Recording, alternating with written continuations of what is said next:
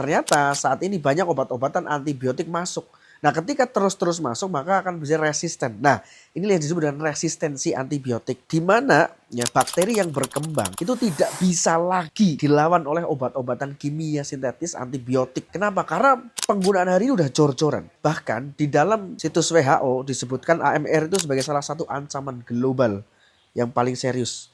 Dan ini merupakan proyeksi dari resistensi terhadap masalah-masalah kesehatan di masa yang akan datang. 10 juta kematian di tahun 2050. Teman-teman sekalian, kembali lagi di channel Bayu Baik. Kali ini aku mau sharing tentang krisis di masa yang akan datang. Kalau Anda kemarin sudah melihat tentang COVID, ya bagaimana terjadi krisis kesehatan, maka dari semua kajian, buku-buku yang aku baca, riset segala macam, akan ada potensi di masa yang akan datang itu akan ada namanya bahaya. Dan bahaya itu tanpa sadar sudah kita tumpuk sehari-hari, setiap hari. Orang-orang modern itu melakukan aktivitas itu. Bahayanya apa? Tapi sebelum lanjut, tolong bantu dulu subscribe channel ini biar nanti aku bisa ngomong di depan jauh lebih baik lagi. Penyakit yang akan terjadi di masa depan yaitu adalah resistensi antibiotik. Maka di konten Bayu Baik ini saya pengen ngomong kalau hari ini masyarakat modern setiap hari konsumsi obat-obatan kimia sintetis terus maka akan ada infeksi besar di masa yang akan datang. Ini aku ngomong bukan sembarang ngomong, tapi ngomong berdasarkan observasi dan pengamatan dari behavior dan kebiasaan orang modern saat ini, di mana apa-apa obat kimia sintetis, banyak kemudian prediksi tentang penyakit yang muncul karena resistensi antibiotik. Kenapa? Karena bertahun-tahun ya antibiotik dimasukkan ke tubuh, lama-lama bakteri-bakteri itu menjadi kuat. Sehingga untuk mengatasi bakteri itu harus tambah dosis lagi. Dan perlu Anda tahu bahwa industri antibiotik adalah salah satu industri di farmasi global yang nilainya ratusan triliun dolar. Ini bisa mengakibatkan 10 juta kematian di masa yang akan datang. Anda sudah melihat kemarin COVID, Anda sudah melihat dulu 2003 ada SARS.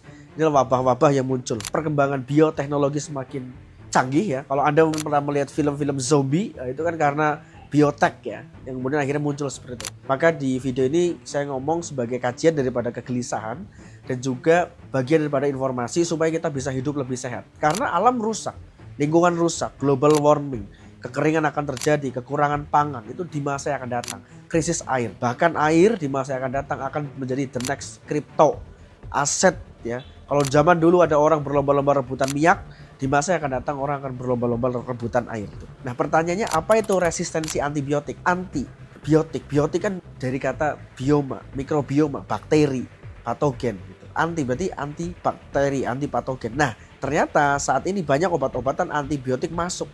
Nah ketika terus-terus masuk maka akan bisa resisten. Nah ini yang disebut dengan resistensi antibiotik, di mana ya bakteri yang berkembang itu tidak bisa lagi dilawan oleh obat-obatan kimia sintetis antibiotik. Kenapa? Karena penggunaan hari ini udah jor-joran. Bahkan di dalam situs WHO disebutkan AMR itu sebagai salah satu ancaman global yang paling serius.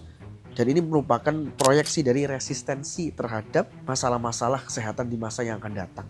Maka bisa kita lihat pada tahun 2035 itu ketika ini tidak ada intervensi, maka penyakit-penyakit yang berkaitan dengan mikrobioma, virus, patogen itu akan mengerikan. Dampaknya adalah akan hadir infeksi yang tak bisa diobati ataupun dilakukan operasi secara kompleks ataupun kemoterapi atau juga transplantasi yang berisiko tinggi. Secara ekonomi, kalau kita lihat ledakan konsumsi antibiotik tahun 2016 sampai 2023 itu ledakannya per tahun 16%. Ini mengerikan sekali. Khususnya di negara-negara berkembang dan negara-negara yang berpendapatan menengah. Ini yang kemudian kita khawatirkan akan memunculkan yang namanya adalah superbug, di mana terjadi krisis kesehatan yang mengerikan di masa yang datang karena resistensi antibiotik. Jadi ini bisa memicu wabah. Kalau kita lihat dari perkembangan dunia, inovasi dan solusi-solusi yang ditawarkan, pengobatan barat hari ini menawarkan pengobatan yang sifatnya simptom, pengobatan timur mengobatkan yang kemudian fokus ke akar masalah. Dua-dua pengobatan ini sebenarnya sama-sama untuk mengobati. Nah disitulah pentingnya kita mendiagnosa sakit daripada pasien. Karena kalau kita lihat ya alternatif itu sebenarnya masih banyak. Hari ini pun kita misalnya lihat terapi-terapi yang kemudian menggunakan alternatif bakteriofag untuk infeksi yang kemudian tidak bisa merespon antibiotik. Atau kita menggunakan misalnya hari ini teknologi AI, Artificial Intelligence, serta knowledge graph untuk mempercepat penemuan antibiotik baru. Hal ini sedang dikaji. Bahkan kita bisa melihat kesadaran masyarakat global terhadap antibiotik ini makin tinggi. Nah, disitulah kita kemudian perlu lagi untuk mengembalikan gaya hidup sehat, back to nature. Anda berjalan kaki tanpa sepatu, tanpa sendal di atas tanah, makan makanan yang sehat, ngambil herbal ya.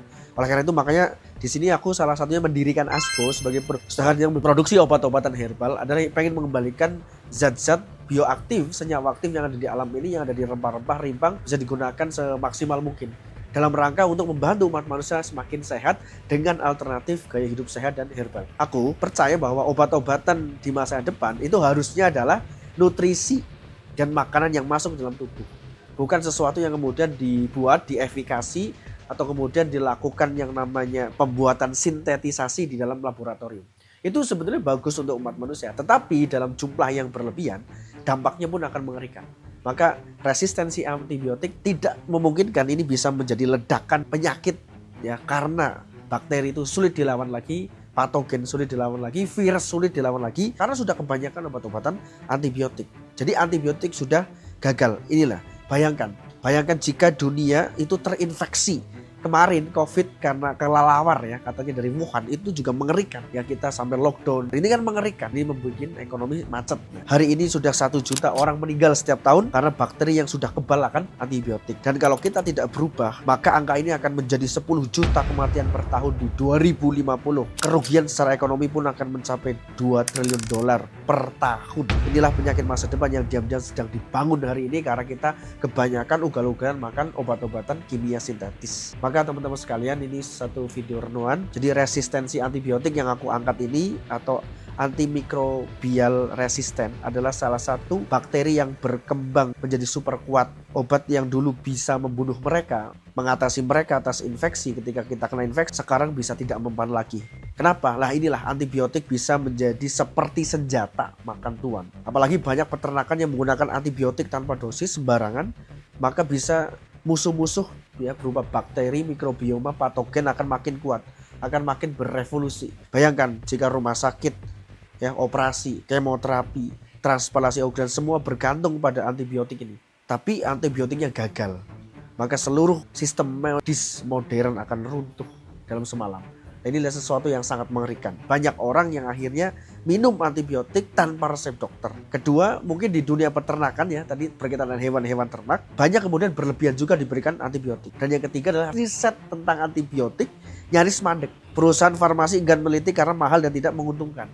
Padahal bakteri itu terus bermutasi. Bayangkan ketika bakteri bermutasi, patogen bermutasi, makin kuat, obat makin gak mempan, maka sistem medis modern bisa runtuh. Kita perlu mencari alternatif baru. Untuk itulah ASPO dilahirkan, untuk kembali ke alam. Dari kebun kita, tanaman apotik hidup sebagai alternatif.